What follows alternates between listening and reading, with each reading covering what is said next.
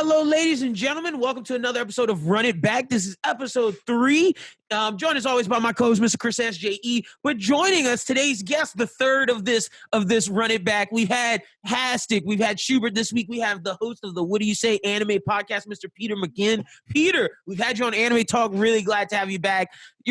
You're like a faithful coming through, like a faithful guest on this network. Yeah, last time we shot, we just talked for like 3 hours about anime, and I had a blast. I'm so happy to be back and talk about Howl's Moving Castle. Yeah, man. So basically, if you're new to Run It Back, the way the show is, we just take a deep dive look at movies in general. It could be anime. We're about to get to live action, but for right now, we're just taking a deep dive into anime movies, giving the background of them, discussing the best scenes, best animated moments, and different things like that. The way we start this show off is I always go over background before we get into talking about the movie. But before we get into that real quick, I just want to start off with initial thoughts. And Chris, since Peter's the guest, I'll start off with him. Peter, what's your initial thoughts on this movie? I mean, if you're familiar with like Miyazaki films, as soon as the movie starts, like you can tell that this is a Miyazaki film. Like the aesthetic, how it's set up, music, everything, like how he's like really fascinated with like technology and flying. So you see that right away in this movie with like the military and their like flying ships. So it's like you can tell right away like Miyazaki influenced like if you know how like Miyazaki works, like everything has to be like his way, and you can tell like these little details that you knew right away that this is a Miyazaki film. It's gonna be, if you like his films, you're probably gonna like this movie. No, and the flying thing, that was something that I was going to jump in there. I'm glad you said that because that is definitely a trope of his, even down to the point of Howl himself, but we'll talk about that a little bit later. Krista, what's your initial thoughts on this movie, man? You sounded, in pre-pro, you sounded a little hater. See, I will be the hater for the day. Not saying I don't like this movie. It is a pretty good movie, but I will be more overly critical on it, I feel. Ooh, is this your first, like, negative Run It Back? I think so. I'm not saying, I don't want to say it's all the way negative, you know what I'm saying? But since the show is titled Run It Back, I feel like we will be hitting a crossroad kind of at the end of the episode, you know what I'm saying? Oh, interesting. But y'all might be able to change my mind, you know what I'm saying? I think I'm going to change your mind because I know one thing that you just, that you're against, and then like this film is kind of, we'll get to it. But let's get into the background of this movie. This movie is a Japanese animated film written and directed by Hayao Miyazaki. The film is loosely based on the 1986 novel of the same name by British author Diana Wynne Jones. The film was produced by Toshi Suzuki, animated by Studio Ghibli, and distributed by Toho. The Japanese voice cast featured Cheiko Baishi, Takuya Kimura, and the English dub version actually had a very interesting cast. Christian Bale was Howl. Billy Crystal was Calcifer. Yeah, we had Lauren Bacall and Emily Mortimer as Sophie. So very like star-studded American dub cast. Like shout out to Christian Bale. My guy was not only Batman, he was in a Miyazaki film. I did not know that until you said that. Crazy shit. This movie, they have a lot of stuff crazy about this movie. The story is set in a fictional kingdom where both magic and early 20th century technology are prevalent. Against the backdrop of war with another kingdom, the film tells the story of a young woman, content miner named Sophie, who is turned into an old woman by a witch who enters into her shop and curses her. She encounters a wizard by the name of Howl, gets caught up in his resistance to fighting for the king. Influenced by Miyazaki's opposition for the United States invasion of Iraq in 2003, the film contains strong anti-war themes. Miyazaki stated that he had a great deal of rage about the Iraq war, which led him to make a film which he felt was poorly received in the United States. But that was not the case. The United States actually really loved the film. It also explores the age-old theme depicting age positively as something which grants the protagonist freedom. The film also contains feminist elements as well as carries message about the value of compassion. All of that we'll get into when we get into certain moments where those themes are at their heights. In 2013, Miyazaki sold the film. It was his favorite creation, explaining, "I wanted to convey the message that life is worth living, and I don't think that's changed." The movie is thematically significantly different from the book. While the book focuses on challenging class and gender norms, the film focuses on love and personal loyalty and the destructive effects of war. Howl's Moving Castle had its world premiere at the Venice Film Festival on September 5th, 2004, and was theatrically released in Japan on November 20th, 2004. It went on to gross $190 million in Japan and $236 million worldwide, making it one of the most financially successful films in Japanese history, which, I mean, Miyazaki has the crown for that. The film received critical acclaim, and particularly for its visual effects and the themes that Miyazaki presented. It was nominated for an Academy Award for Best Animated Feature at the 78th Academy Awards, but see, this is my first Are We Sure? It lost to Wallace and Gromit, Curse of the Were-Rabbit. Like, what?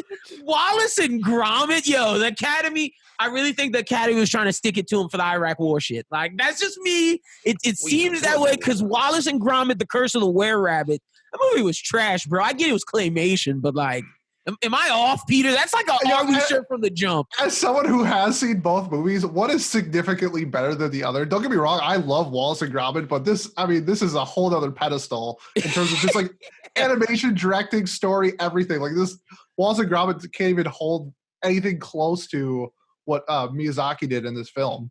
Exactly, man. It's like, I don't get Wallace and Gromit the Were-Rabbit, but whatever, man. That's my first Are We Sure? But yeah, so, and it won several other awards, including Tokyo Anime Awards and the Nebula Awards for Best Script. Miyazaki co-founded studio, and this is a little background on Miyazaki. Miyazaki co-founded Studio Ghibli in 1985. He directed numerous films with Ghibli, including Castle in the Sky, and that was in 1986. My Neighbor Totoro in 1988. Kiki's Delivery Service in 1989. Porco Rosso in 1992. The films were met with critical commercial success in Japan. Miyazaki's next film, The Princess Mononoke, was the first animated film to ever win the Japan Academy Prize for Picture of the Year and briefly became the highest grossing film in Japan. Following its release in 1997, its distribution to the Western world greatly increased Ghibli's popularity and influence outside Japan. His 2001 film Spirited Away became the highest grossing film in Japan history, winning the Academy Award for Best Animated Feature at the 75th Academy Awards, and is frequently ranked among the greatest films of the 2000s. We're not getting into Miyazaki's later films because when we touch on a later film, that's when we'll discuss all the later stuff. But for right now, that's just a little bit background on him. He also just directed the Castle of Cagliostro, or the Lupin the Third movie, man, whatever. But it was super dope too. But that's just a little bit of background on Miyazaki and his success. He is arguably up there with the names like Kurosawa, Spielberg, fucking Jesus, Tarantino. I'm trying to think of Kubrick. He's up there with those names. John Lasseter from Pixar. Like he's up there with all those titans of the industry. But let's jump into this movie. Let's start off with the best scenes. We're gonna go in order. And honestly, this movie was different than some of the others where best scenes came at me like this. This movie was kind of like an onion. You had to let it peel to get to these giant set pieces and these giant moments to get the best scene. But the first one I started off with was the scene where you met Howl for the first time and he and Sophie are starting to walk on air. Gave me Peter Pan vibes, very, very just reminiscent of that Disney feel, but more so just straight Miyazaki and weird. And we're started off already and we find out that Howl's this, the rumor is around town that Howl's this wizard that takes women's hearts. Peter, what's the first scene you got written down? Well, I like how you said like it's like an onion and it peels, because my favorite scene came later in the movie because it's when you got to develop more of the relationship between Howl and Sophie, is when he changed the house and then she had her own room. Ooh, like, you're deep in the film. Yeah, so the whole like setting up is like they were like slowly becoming like friends and then like a community and then a family, and then it's like represented as her having her own like room in the house. And I love that like slice of life shit. Like, give me that all day. It'll bring a smile to my face. And then also in that scene, it's the first scene other than her dream state where she changes from an older lady. Like the curse was kind of getting reversed. Yep. So it was like this passion and love is like changing her from an older person, and the curse is getting removed. And she's now becoming back to her old self, but she still had like the gray hair. And I love that scene so much. I was gritted from ear to ear during that scene. And that's to show that she made a change, but her heart is still in the right place. Yeah. And there's a lot of stuff going on in between that. Like, but that moment in particular, when she goes there for the first time, is just like, now you're here. And before it's like your face would go old, it'd go young, it'd go old, it'd go young. But now, like Peter said, you became that family, and now you love this man. You know you love this man, and you love everyone around you, and that love is what's gotten you out of this curse of quote-unquote being old. Crystal, let's get one of your scenes, brother. One of my favorite scenes, just slight work, you know what I'm saying? I did enjoy seeing the gang like cook and everything together, you know what I'm saying? The first time cooking. That was in my best animated moments. That was just one of my favorite, like the chemistry of the crew was just showcased right there. Like I really you started to really feel for what's his name? The Flame. Calcifer. You know what I'm saying? Calcifer, he was one of my favorite characters from the jump, you know what I'm saying? And that Billy Crystal killed it, man. Oh yeah, for sure. 100%. Like out of dub too, out of like the voice acting, he's probably one of my favorite voice actors in the English dub. Which I got some thoughts on that too later. You know what I'm saying? But at the same time, I'm shocked you didn't like it because they went star-studded for this one. I didn't hate it, but I like certain characters better more than others. You know what I'm saying? Like certain characters fit more. Certain characters made it more realistic for me. You know what I'm saying? And definitely Calcifer's character was 100% believable, 100% lovable. And the whole cooking scene made me fall for him kind of as a character. Howl pulls up, and that's one of the first times you really see him get. To me, he's still kind of a mystery at that point in time. You know what I'm saying? But like he comes through, he shows he's cool. So you knew he's cool from when he first showed up. You know what I'm saying? There's a changing point in how it's intel. This certain point that it's just like, are we sure what's going on in this movie? Like this movie gives you kind of zero direction until like a certain point, and then that's when it's like, oh, okay, boom. But I think that speaks to the theme of this movie with the Iraq War, and we'll get to that in a little bit. But when the Scarecrow gives Sophie the cane, to me, that's just, all right, now we meet the Scarecrow. Good little moment. I got a bunch of little moments. When the Scarecrow came back with Howl's Castle, when Sophie first meets Calcifer, so when Sophie first realizes that she's not in the waste anymore and they keep popping up in different cities, that was a good moment when you realize, okay, this is the type of magic we're going through. We see the different portals and we see that, oh, he has Pendragon's house, or then he has like the On the Sea house, and then he has like, which future becomes the garden, and then Sophie's hat shop, and then he has like this world where no one can go but him.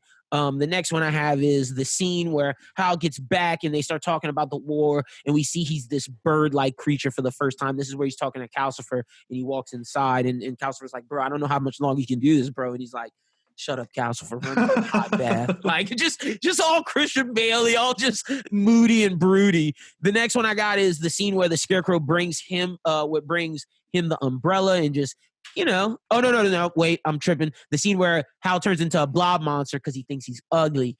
Then the scene where the Scarecrow brings Sophie an umbrella when she's outside because she's had enough of fucking Hal.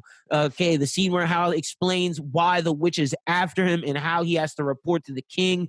And then Sophie's meeting with Madame Solomon, and we found out Hal had a demon take his heart. That's where I'm going to stop, because I think the moment where you meet Madame Solomon is when the movie changes. It's like, okay, now we're getting to the intricacies of this war. She's like this, I guess, Ministry of Magic defense lady who's like giving the king advice on what he should do. And then, bro, the Witch of the Waste got wrecked. Like, yeah, she got fucked.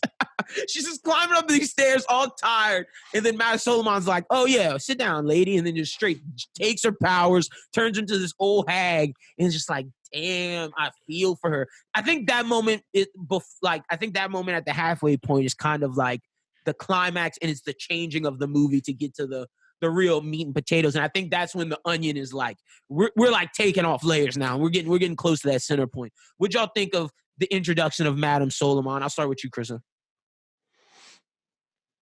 I think his thing froze. He's gonna pop. I feel like it, to me, it got real right before. Like the scene you were talking about whenever, you know what I'm saying, you first see Howl turn into like Birdman for the first time, you know what I'm saying? Yeah. He comes back and he has a talk with Calcifer and everything. To me, that was like that's the first time in the movie where it hit me. I was sitting there like, this turning out. It's gonna be something different.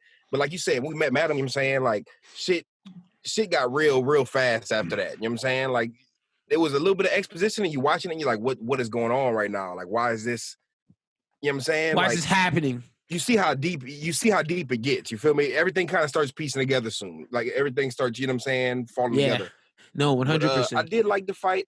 I did not feel bad for the Wicked Witch, not even a little bit. You know what I'm saying? She got her shit rocked. Not at all. I was so ready for them to dump her the whole movie, but that goes back into the theme of compassion and people can have a change of heart. But that bitch should not have been in the squad. And we'll get to why later. Peter, what'd you think of this moment? Sure, I got some thoughts on that. Where we meet Madame Solomon and we see that they get to this whole king's land and we get a little bit of insight into how he had a demon take his heart and all of this notion. Yeah, when she's like introduced, I think they like kind of tell her that she's like the Ministry of like Defense or Magic, and she's like the witch of like the king. And so to me, when I she's like, Merlin to King Arthur. Yeah. So when we first met her, if I'm gonna compare it to like a chess piece, like I thought that she was like a pawn or something like that. Like she's just like one of many.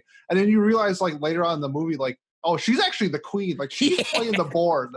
Like she is not like this like just mage that you think she is. Like she is like low key controlling like all of like the war that's happening and all this stuff. So I liked how it was introduced as like, yes, she's a threat, but like, is she really though? Yeah, I didn't really sense like she's a threat, but like I didn't sense danger. And then as the movie goes on, it's like, oh no, like she's for real. And I really like that like progression and like the villain of the movie, I would say.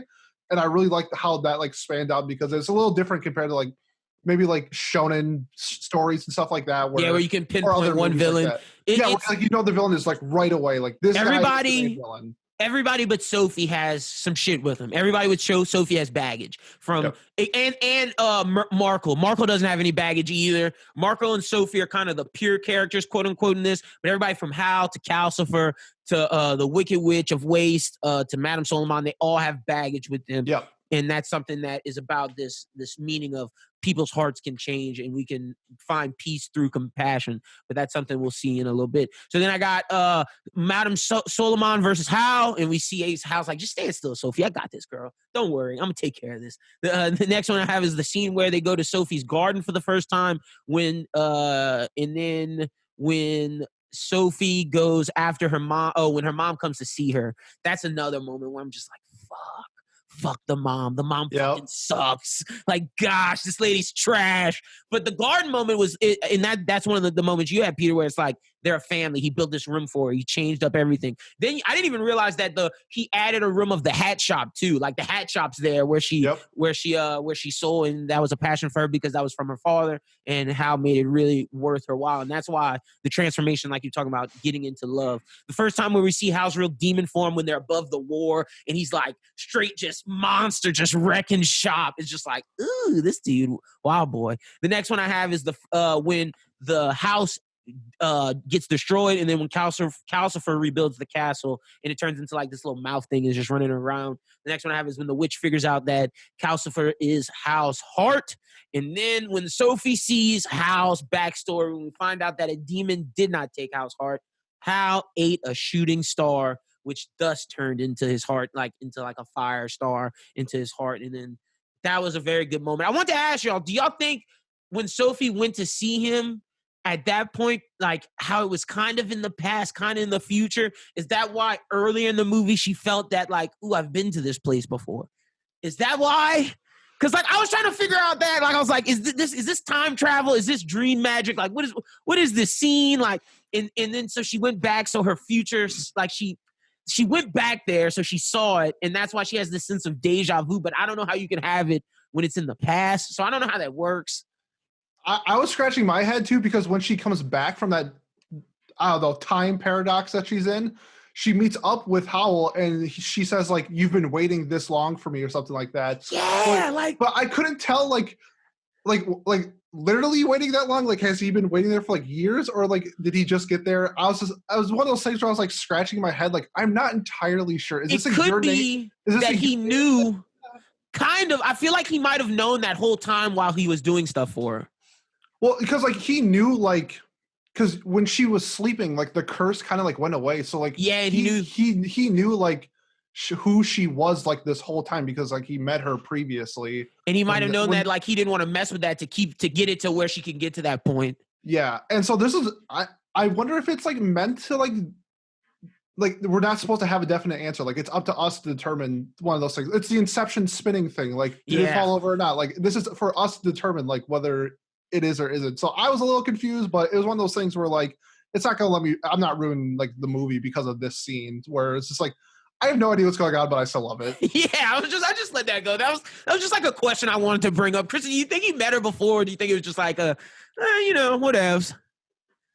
It did bug me a little bit. Like, it didn't ruin it or anything, because like I said, I love the movie, man, but this is where some of my haterness comes out, you know what I'm saying? Because it was a little throw it off, that and how she goes through the dream sequence and you see her start to age backwards and you start to see her age bounce back and forth or whatever, and then she wakes up from the dream sequence or whatever, you know what I'm saying? And you see that, okay, that's a dream sequence, you feel me? But then she starts, like, she's in the middle of this conversation with Howl, you know what I'm saying? And she's like younger her, and then she's like mid conversation transitioning, and like the curse is like wearing off and coming back and wearing off, and that whole thing just kind of threw it off. I'm sitting there trying to think it's for like a deeper reason, but I couldn't put anything in like together in my head, you know what I'm saying? But it was just it was off-putting for me a little bit, just seeing the back, you know what I'm saying, the back and forth of the age progression and everything. I really didn't know what to make of it, you know what I'm saying? To me, I felt like that was in the moment. I didn't feel like, they had that long of a stretch of time, you know what I'm saying?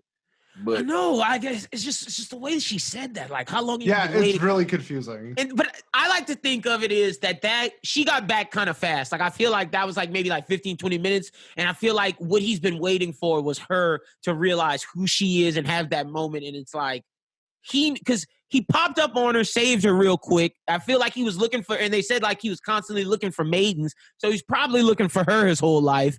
And then he finally finds her. And then it's like, okay, well, she doesn't know who I am. So let's get to this point and let's see what happens. Now that you say that makes way more sense. That's how I look at it, because like there's no other way to explain that. Yeah, I completely changed what I was thinking, and I'm agreeing with you. yeah, because that does kind of paint it into a better perspective. Because like, how did he just randomly pop? Because like, bro, I had some Are We Sure's. Like, how did he just pop up there? Like, he just knew. But yeah. That's how I like to think of it, because he had a good heart the whole time. He just wasn't like this.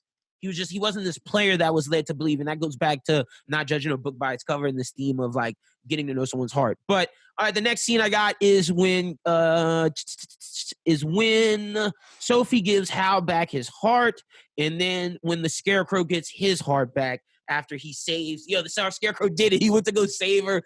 She kisses him, and then boom, Scarecrow lives. Zone. Hal gets his heart back. Yeah, boom, boom, friend zone. Yo, he could be a person who lost this movie, a simp. He tried to give his life up for them, and nothing he gained but like going back to stop the war on his side. He could definitely be a person who lost this movie. Do y'all have any other best scenes? Because I just ran through them just to get in order so we can kind of give a recap. But Peter, if you have any other scenes that you want to mention, go ahead. Kind of bouncing off like Chris's when they're cooking, you kind of get the personality of older Sophie, because because Calcifer won't cook the bacon. She's like giving him sass and stuff like that. So it transitions to when she's going up the steps against the witch, and this is like my best fight, because they're like racing to see who can get up the stairs the fastest, and the whole time just Sophie's just talking shit all day to the witch, and the witch is just slow and can't get up the stairs. She's like, oh, what's the matter? I'm carrying this big ass dog and I'm still beating you. It's something like really minor like that, but it's like I love that like people just like talking shit, and she did, and then she got to the castle, and then the witch lost her powers. I was like, good for you. Fuck her. I love that scene. No, that was a great moment in the thing. Like you said, I love both of those. The cooking moment is anytime they show food in anime, and there's just her interactions with Calcifer, and it showed that like that's why they built that bond, and that's why Calcifer ended up growing with her, is because of those moments, because Hal was the only one who could deal with it. And that goes back to Sophie really falling in love with him, because Calcifer's technically Hal's heart, so Hal's heart ends up falling in love with her. So then Hal ends up. So it works on all forms, and it's just like that's why they had that back and forth. And then the thing with the witch, like we said, fuck that bitch. She's she's the new fuck Rachel for this episode. Yo, fuck Rachel. For sure, 100%. Krista, do you have any other scenes you want to throw out there? I like the scene right before Hal gets his heart back and everything. Like whenever Calcifer, they're throwing wood on him and shit like that, you know what I'm saying? And he's like, I can't do this myself. I need something of yours. She he throws the hair in him. Her hair off. She like gives her. I love seeing that. I love seeing the whole climax of that little moment. But at the same time, I did hate whenever the witch ruined it. Like she just ruined the moment. I'm like, bruh, this shit's going good and you just gonna fuck it up. You know what I'm saying? And what made me mad was some reverse sympathy going on, the whole empathy, sympathy, kind of compassion theme. Because like, bro, this bitch really don't even have to be there. Yeah, And she's low key ruining the moment. You know what I'm saying? Like she like grabs Calcifer. She's like, mine. It's like, bro, really right now? Like, yeah, it's not the time. Like, I'm trying to be nice. It's not the time. I'm really for this trying to bitch. be nice to you right now. And bro, and even after that, she was super nice to her. She like kissed her and she was like, "You're a sweet woman." But it's like she's not though. Goes back to just an old Sophie. Woman now. Sophie being the best of us. See, trying to hope that people can change. That just goes back to just that theme, man. It's just like, oof. Yeah, I know. They should have got rid of that bitch. Like, some people can't change. And maybe that's what the witch represents, that some people are inevitably who they are and they just can't change. But if you accept them and you know where they come from, it's like you can deal with them. If you know how they're going to act every time, you can deal with that. So maybe that's what that represents.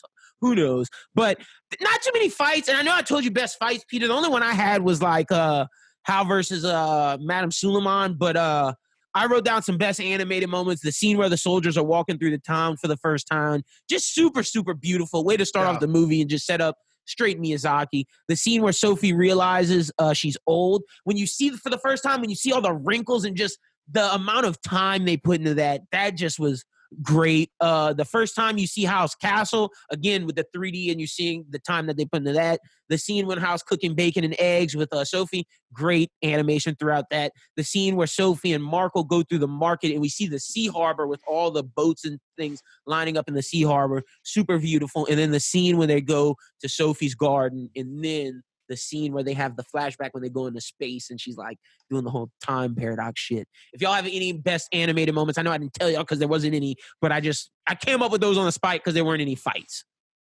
If y'all have any, y'all can go ahead. Yeah, one of my big ones, I went to college in like a harbor town. So there was the scene where she's like going to like the market to buy like potatoes and fish. And she's like walking down the hill and the harbor's like opening up. And that was kind of like where I went to college. It was kind of like the exact same thing. It was hilly, huge harbor and everything like that. And super beautiful. How they like panned it as she's like walking down the hill into the harbor, which I thought was like, oh, I love this. This is bringing back so many memories. See, that's awesome. And there's like another really like minor one where she's on like a trolley going away from the city. That's like early in the movie, like when she's old. Yeah, and she's like, that's where she's going to eat her lunch, that bread and cheese before she meets the scarecrow. Yeah, and there's like it's just like a scene of like the city going away in the distance, but like the carriage still moving, and it's just like something like really minor, but it's like a great like those are like the little details that I love in like movies and shows and stuff like that. So that's just like it was like a 2-second scene or something. And I was like, something that you picked up. I mean, I wrote it down. Like I was like, oh, that's really cool. Like that's I don't know. A lot of times it's just like the background's just like moving with the characters, but this was like her moving with the scenery moving as long with the background moving. It's really hard to explain unless you like watch it. It was going that way, kind of. Yeah, there's like 8 things going on at once, and it was a great sequence. So that's the best way to put it for me. 100%. Two of my favorites, and then the last one was the first time I think it was called like Star Lake, where she like opens the door and she sees like the Star Lake, and she's just like, "This is beautiful," and like you feel that like rush of like happiness. It's like, I've been there before, like a long car ride, and you open the door and you're at the beach. Like that's how I felt, and just one of those scenes. I loved it. 100%. Chris, you got any of your favorite animated moments? Just slight work. I know we didn't get to see a lot of the war going on outside because the focus was on the inside. You know what I'm saying? Oh, when the bombs came down, that shit was crazy. Oh yeah, like bro, that shit was going nuts. Like that was one of my favorite scenes because it was intense. It had me on the edge of my seat. I'm like, oh shit, it's going down out there. You know what I'm saying? But, that was definitely beautifully animated. No, it was. All right, let's get to it. Who won and who lost the movie? Let's start off with who won, just to have some fun, because the who lost is the funny and fun one. I have 3 nominations. I have Billy Crystal as Calcifer. I have Christian Bale as Howl, and then I have Sophie. I think I'm going with Billy Crystal as Calcifer. Like, I think that's who I'm going to go with. Because, like, Billy Crystal, and I'm not even going with Calcifer the character. I'm going with Billy Crystal, the actor. Like, the way Billy Crystal brought that character to life was so just great, and I really loved it. But, man, Christian Bale is Howl. I kind of dug that, too. But I think I'm going with Calcifer. Crystal, you're going with Calcifer. Who won the movie to you, Peter? Oh, I got mine's like a 50-50 type of thing. Sophie, for sure, because she got, like, the man that she loved and everything like that. Yeah, Sophie killed it. And also low-key Markle, because he kept mentioning how he like wanted a family, and at the end he got his family, he got his dog, he got like a mean grandmother, Yeah. a dad, a mom, and then like this fire. Because it seems like he's kind of like maybe like an orphan or something like that. Kind of like one of the Lost Boys. Yeah, he's a lost boy, and it's really prevalent that he wants a family, and he got it. He got a happy ending, and he got a dog, and it was everything that he should have wanted. So it's like a tie between Markle and Sophie. 100. I'm not mad at those answers. Those are all good answers. And me and Chris are with Cal, but I got to shout out Christian Bale, man. He did a good job. Like that blew my mind. But let's get to who lost. Because, man, these people sucked.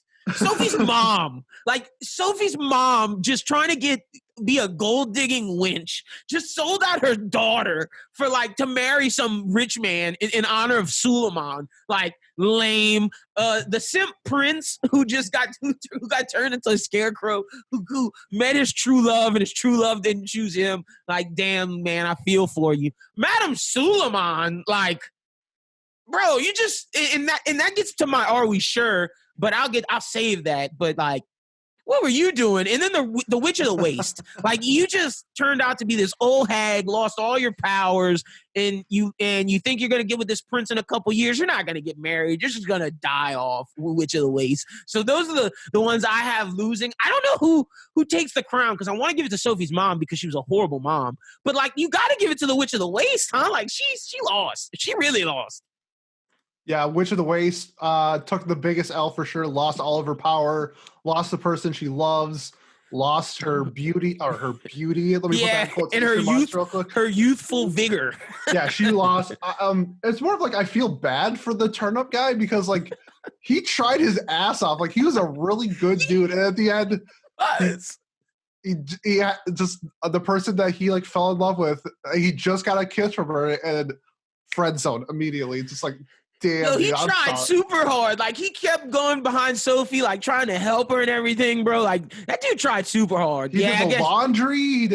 He like went and fetched her like clothes. He like stopped them from falling down a cliff. He put his back on the line for her. And he put his life there, because like his pull was to a nub. Like, yeah, dude, so he was out there. Like, he lost, but like you did a lot of good though. So I feel bad for him, but gotta give it to the Witch of the Waste, because like, she seriously lost. But like, he's a close, like, he might be second or third along with Sophie's mom. Me. Like, yeah, he's second. Sophie's mom can be third. Yeah. Krista, who you got to lose in this movie? All right, so I'm all over the place. You know what I'm saying? I feel like I gotta elaborate too on why Calcifer, you know what I'm saying, won to me, because this is the thing, right? He was supposed to lose, you know what I'm saying? They had like put him out and shit. And this is, I wanted to say so bad, you know what I'm saying, that Sophie was the loser, but she's not. She won, you know what I'm saying? But I just was so mad at the point when you get to the end of the story and she throws water on my boy Calcifer because the stupid ass Witch of the Waste, who could catch the L, but I'm gonna say why she couldn't as well. But anyway, like, she was, you know what I'm saying? They threw the water on him. It's because she grabbed the fire, she's on fire and shit like that. She puts Calcifer out and instantly is like, oh shit, I put Calcifer out. Is Howl dead? I was like, damn, son, no fucks given for Calcifer? I was like, damn, so he just dead now and nobody cares. I was like, that's down bad. But the reason why he really won is because he came back at the end. You know what I'm saying? He pulls back up at the end and he's like, they're like, whoa. I remember they were surprised too. They're like, Calcifer, you still alive? He was like, yeah, I'm still fucking here. I don't know why everybody wanted me to die so bad. You know what I'm saying? Y'all threw water on me. Y'all just forgot about me. That reminded me so much of Aladdin when Genie like got his cuffs off and they thought he was going to go away and he came back. That just gave me a Genie vibe so much with Calcifer. Facts. But see, like with the Wicked Witch, I want to say she lost, but saying she got to go on a crazy ass adventure when her adventure could have got cut short. You know what I'm saying? She did lose like midway through the movie, but then after that, her sticking around, even get to put her grimy paws on Calcifer in the first place. She got a W for her to receive no consequences. That's a W for her. She even got a kiss at the end whenever Sophie was just handing out kisses to every fucking body. You know what I'm saying? Just kiss for you, everybody get a kiss. She even got one. I'm sitting there like, why is she still here and why is nobody mad? You know what I'm saying? Like, even after the whole climax of the movie where she ruins the whole mood, but I low-key, I want to say it was her, but I gotta give it to Simp God, bro. The Simp God, bro, you lost for sure. You was a scarecrow for majority of the movie. You know what I'm saying?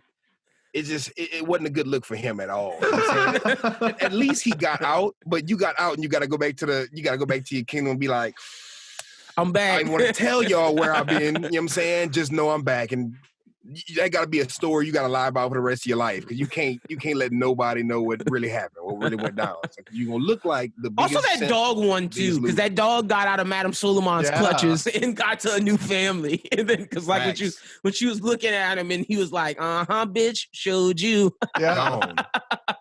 I forgot about that scene. That was a great scene. And that goes into my are we sure? So I got a couple are we sure's. Are we sure? Would you just accept the shit that happened to you if you were Sophie? Like, Sophie was too calm when she turned into an old lady. She was just like, fuck it, we're rolling with it. I'm an old lady, cool. Like, no, I would have been so much more scared and like, what the fuck? So that's an are we sure? Are we sure Suleiman would have just given up like that, especially if she casted the spell on the prince in the movie?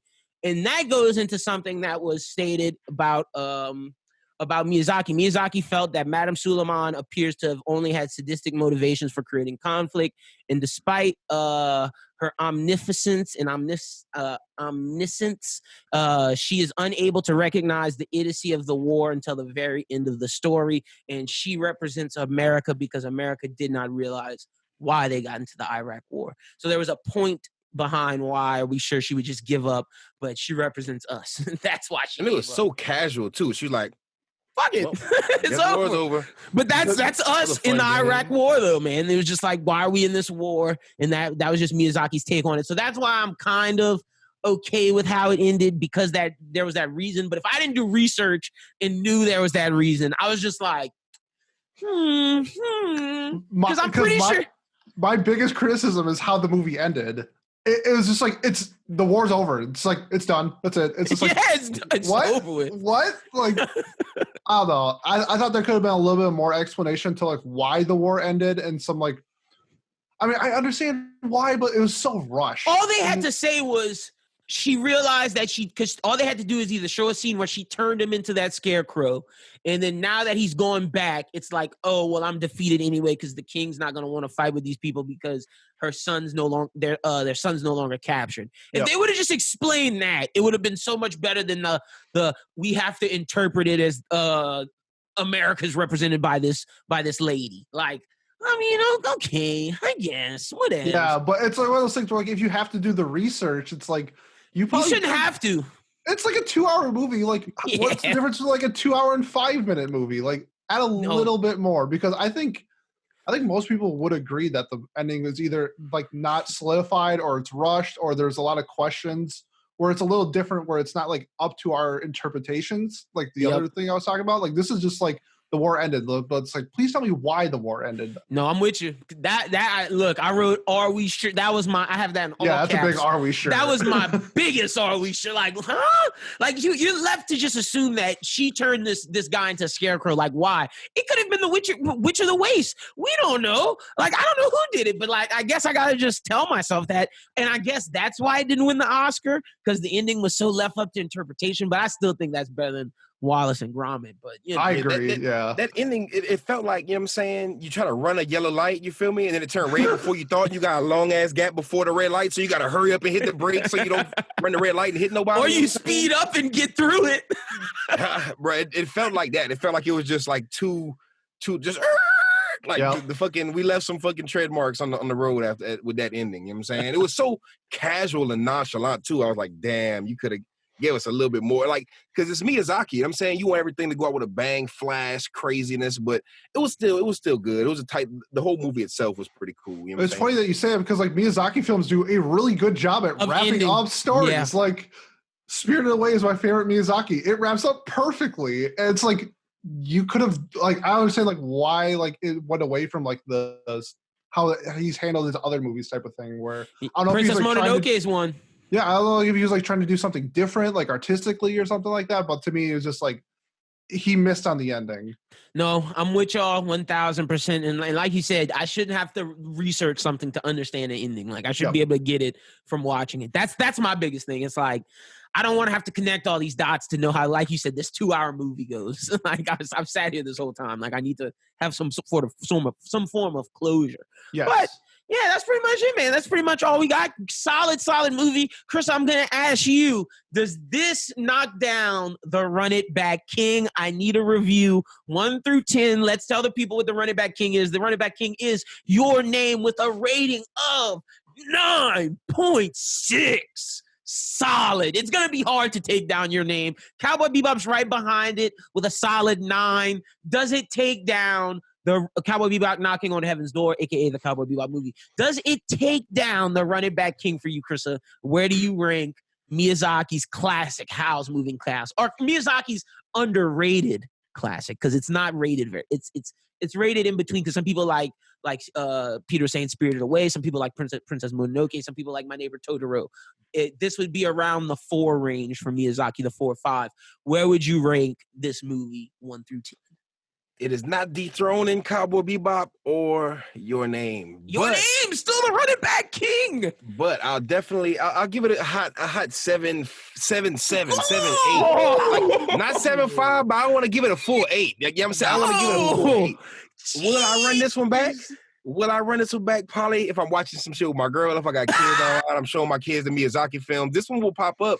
But I'm looking at it on a scale of like Your Name and Cowboy Bebop, and I'm looking at it on a scale of like Princess Mononoke, Castle in the Sky. You know what I'm saying? Like those iconic Miyazaki Studio Ghibli films. You know what I'm saying? So I feel like it's mid-tier, but it's like high mid-tier. You know what I'm saying? It's like not forgettable. Like, you know how they got like excellent, great, good.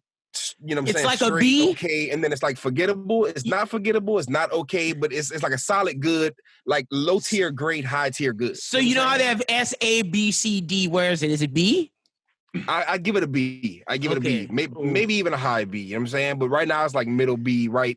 Ooh, that B, 7's B-tier. low, man. That 7's low, but hey. It's like a 7.7, 7.7, 7.8. You feel me? It's almost an 8. Like I want to give it an 8 so bad, but it's just that not even just the ending, but just the whole wrap up with the whole whenever I realized that, you know what I'm saying, she was falling for Howl, I was like, oh shit, so that's what's going on here. Like I feel like I should have known from the jump. And I felt it at the beginning whenever, like, you know what I'm saying, he saves her from those 2 grimy dudes in the alley, you know what I'm saying? I was like, okay, is he gonna be a love interest, or is this not gonna be a romance story? Then at the end it kind of pieces back and I'm like, okay, so this is gonna be a romance story. I thought that shit was going a whole nother direction.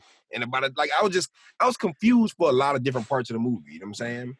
Look, I ain't mad at your rating. It's just, look, it was just a shocking rating. So you're just dropping bombs, Chris. I feel like it's still a good movie. Like I feel like I watched it with my girl. I feel like she'll enjoy it. I feel like I could watch it. I wouldn't go back and rewatch it just alone for the content 100%, but I watch it with people to put people on it. Like, what, you never seen how a movie got? Because it is one that it's a must watch, but it may not be a run it back repeat. You know what I'm saying? Ooh, all right, for sure. Hey, that's what this show's for, to get those answers. Peter, what would you rank this 1 through 10? And we asked this to everybody. Does it take down the Run It Back King for you? Okay, well, it does not touch Your Name. Okay. I mean, Your Name is a modern masterpiece. It's a modern classic. That's why we started with it. It's like if you were to recommend any anime to like a newer watcher, like Your Name is probably on that list, especially for a bunch of reasons why Your Name is great. In terms of running it back, I would run it back because I watched it in sub, and I would love to watch it in dub. That's it. Wait. How was the sub? Because I didn't know that. Like, I watched it in dub. I thought the voice acting was amazing. I loved it. It was so good. I loved how the VA for Sophie played both the child and the grandma, where in the dub it was 2 different VAs. So I really like the range, because I'm like, that's one of those things that I love, like voice acting and how well they perform and how they do their character. And I thought she did an amazing thing. There's a lot of like really cool things I liked about the movie. I love like the anti-war theme, because it actually, I wrote it down. It's one of my new favorite like anime quotes of all time. It was between Howl and Sophie, and Howl goes, "Oh, they're on the way to burn cities." And then Sophie goes, "Theirs or ours?" And then Howl says, "What difference does it make?" Yeah. And I was just like, yo, like that's, because it doesn't matter. Like they're just going to go kill people. Like it doesn't matter which side they're on. Like I was like, that's so like, that's what like really hit me, where it's like, this is like an anti-war movie. Like this is like, especially when the propaganda thing that they had going around, where it's like, yeah, that's a real thing in war. They like, didn't even bother picking it up. Like, and I think that's purposeful, because it's like there's no point in reading this because it's to sway opinions to feel that this war should continue. And I think that was a great moment that Sophie we never see what it is, because it doesn't matter for us to see what it is. Yes, but in terms of like the like slice of life adventure, that's my bag. Like, I love that stuff. Like that little hint of romance in it, perfect. This movie was a 10 out of 10 until the ending. In terms of Miyazaki films, it's probably number 3 behind Spirited Away and Princess Mononoke for me. I think that's where I have it as well. I'm gonna give it like a solid 9. I thought 97% of the movie was fantastic. I loved it. I'm a big stickler for like good endings, and this just like didn't hit the mark, and I am going to deduct a decent amount of points because of it. But I think this is a must-watch movie. I think if you like Miyazaki, this is must-watch. I think it's incredible, and I think if you watched it in dub, you should run it back and watch the sub just to get a different perspective, because I do think it's going to be pretty drastic in terms of like a 70-year-old VA for Howl, or sorry, not Howl, a 70-year-old VA for like The Witch compared to, I think like the VA for The Witch in the English one was like a 40-year-old lady. So like there's big differences, and you get like a different perspective. And that's something like I'm a nitpicker for, and maybe it's not everybody's bag, but like that's something I love. So I'm gonna run it back, but it doesn't dethrone Your Name. I haven't seen the Cowboy Bebop movie, so I don't know how it compares to that, but I think this is a solid 9. I think this is a great movie. 100%. Look, I'm not about to do what Krista did. No way. This movie is definitely running backable for me. I definitely think it's worth watching every like 3 years, every 2 years, just to get that feeling like, oh, Howl's Moving Castle. Like, yeah, this movie's great. Like, it's one of those where maybe not every year, but every year and a half, something like that. Like between the 1.5 to 2 year mark, I'm gonna run it back every 2 to 1.5 years. But I think this movie, for me, it does not dethrone Your Name. I don't even think I'm gonna give it the same rating as I gave Cowboy Bebop, but I'm going to give it like an 8.9, 8.8. Solid. Because when I rank Miyazaki movies, they're 9 pluses. Yeah. Like Mononoke is going to be high. Spirited Away is going to be high. My Neighbor Totoro is probably going to be around this level. Probably around this level in the 9, but maybe I need to rewatch it.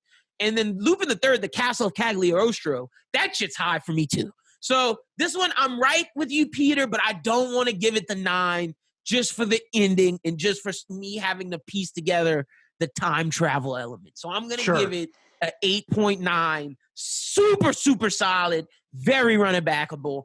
Thank you so much, Peter, for joining us, man. We're probably going to have to get you back for Spirited Away because, like, since you said that's your favorite movie. I think that is a near perfection movie. I think in terms of, like, anime movies, you have my big 3 is A Silent Voice, Your Name, and Spirited Away. So, ooh, nice. I'm a big Spirited Away fan. I'm ready to see if anything knocks Your Name away, because 9.6. That's hot. That's why I'm being a stickler for my points, because I gave Run It Back.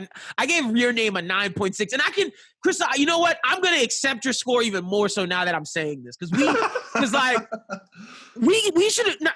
Looking at it, Your Name probably should have been like a 9.8, but like I didn't want to do that on the first go around. High, bro. If we rerun it back and rescore it, which is very possible for us to do, because that's the purpose of this show. Sure, yeah. If we rescore it, like it might get a 9.8, but until I see a movie I'm not gonna put anything in that 9.5 range, because like Your Name's there, and like for you to be better than Your Name. If you haven't seen A Silent Voice, I mean, I would recommend it. It's like Kyoto Animation did the animation for it, and in terms of visually, it stacks up, I believe, with Your Name, and I think the message of A Silent Voice is incredible. I think it should be taught at every school about how they handle bullying and like suicide and depression. I think A Silent Voice is a genius film. Everybody should watch it. Hell yeah. Well, shit, that's going to definitely be on the Run It Back list. We're going to definitely have to watch that piece. That's a 10 out of 10 movie. It's my favorite anime film of all time. You got me want to peep that out. Then Peter, we're not going to bring you back for Spirited Away. We're going to bring you back for that. Like, that's the one we're going to bring you back for. That'll be a 4-hour podcast, and I'll cry 3 times. Hell yeah. Well, shit, that's what I'm down. So it's on Netflix. You have no excuse. Hell, I know what I'm bringing Has back for Weathering with You. I'm gonna bring you back. Yeah, he's gonna come back, bro. Don't let Haz fool I know you, he's bro. on my podcast too. Haz is just clowning right now. He's but, a clown, but I love him. No, he that Yeah, you 1,000. gotta love Haz, Shout out to Haz, bro. Yeah, But shout all out to Haz. that's all we got this week. Peter, tell the people where they can find you at and tell them where they can get your pod at. Oh, right on. Yeah, so I host a podcast called What Do You Say Anime. We're on all streaming platforms and YouTube. YouTube is our most popular because we do visual content similar to this. Right now, we're doing a really cool thing where we're bringing panel guests, and we're trying to determine the best year of anime from the last decade. We also do like really cool community things where we pick shows that maybe you haven't seen, and we all watch it together and discuss it. It's open to everybody. It's on our Discord. You can find our Discord on our Twitter, which I know this is a lot of loops, but our Discord is What Do You Say Annie. That's What Do You Say ANI on Twitter. Check us out. We do a whole bunch of like seasonal stuff, random watches, a lot of community stuff. So if you're a big fan of anime and just want to shoot the shit, come join our Discord or Twitter. We have a great time. We have a great little community going, and it's really fun. No, it's super dope. Like that video series y'all are doing right now with like the decade kind of March Madness style tournament. Yeah, because we didn't have a March dope. Madness, so we wanted a tournament arc. So we started our own tournament arc March Madness thing with the decade of the 2010s, and just figuring out like what had the best year. Hey, what's a better show? Like Sword Art or Hunter x Hunter? Like you try to compare the two, and we have like a group discussion about it, and it's like we get in like random rants, and it's a good time. Hell yeah. Y'all make sure y'all go check that out. Y'all make sure y'all follow Peter. Great content he's putting out over there. What Do You Say Anime? Chris, tell the people they can find you at, bro. We're back again. This is episode 3, man. We're running backs becoming a fan favorite and becoming one of my favorites that we do. No, I love it. This is a great series, honestly. Facts. I'm not gonna lie. I low key, I might have to, you know what I'm saying, change my rating of this movie if I see the sub, because I'm not gonna lie, the dub probably is what deducted a few points from me because of like the feeling of it. The dub, I wasn't fucking with the dub at all. I feel like this is gonna be one of the ones I fuck with the sub over the dub. The dub had fucking Christian. That's the thing. Some characters hit super hard, but some characters did not hit like I wanted them to hit. You know what I'm saying? really intrigued now. I really want to go back and watch it. I really want to hear the sub. You know what I'm saying? I really love and I'm the sub. This is so fascinating because if you are a fan of us, you understand that Chris is the dub guy and I am the sub guy. And I am 100% sold behind this dub. Like I am 1,000% invested in this dub. And I don't even care to see the sub. And my guy who's the dub guy hates this dub. That is nuts. That is nuts. I'm comparing it to like top tier dubs. I'm comparing it to like top tier Miyazaki dubs. It's like it don't cut that top 5. Like I might go on Twitter whenever this episode drops and do like my top 5 like Miyazaki, maybe even top 10 Miyazaki. I haven't watched all of them, but I could give throw Kiki's delivery service in there. 'Cause I've heard some like crazy good dubs, and this one to me is lacking a little bit. That's why I had to give it such a low rating, because it's like point after I feel like it's lower than like the top like S tier. This is good. This is good stuff. But if I hear the sub, that might take it from B to A. You feel me? To be honest with you, because the sub, it wasn't hitting all the way. Like certain parts of the beginning, it was hard for me to kind of get into. But halfway through, you start meeting all the characters, and certain characters, like I said, they hit right, and some of them just random to me. You know what I'm saying? Crazy. Crazy. When we do Princess Mononoke's dub, I want to see how you feel about that, because like that was an iconic one. I haven't watched it in a while, but we're gonna get in an argument with that, because I have a very interesting take on Princess Mononoke's dub. I'm not gonna blow our load, because if it's bad, I'm driving down to Louisiana. Like, I don't think I'm not gonna like blow it. Like I love the old dub, but I don't remember. Just chill. We're not gonna blow since I've seen it. We're not gonna blow our load. Just chill. Just chill. I just want to revisit this. Yes, this is supposed to be for fun. Facts. Gosh, you got me heated now. Before we get out of here, though, I got a plug. You know what I'm saying? Me and my boy Haz, we dropping some tunes, so we dropping the Eden Zero song. You know what I'm saying? I saw the little snippet. Shit, send it to me. I'll put the I'll put a little snippet at the end.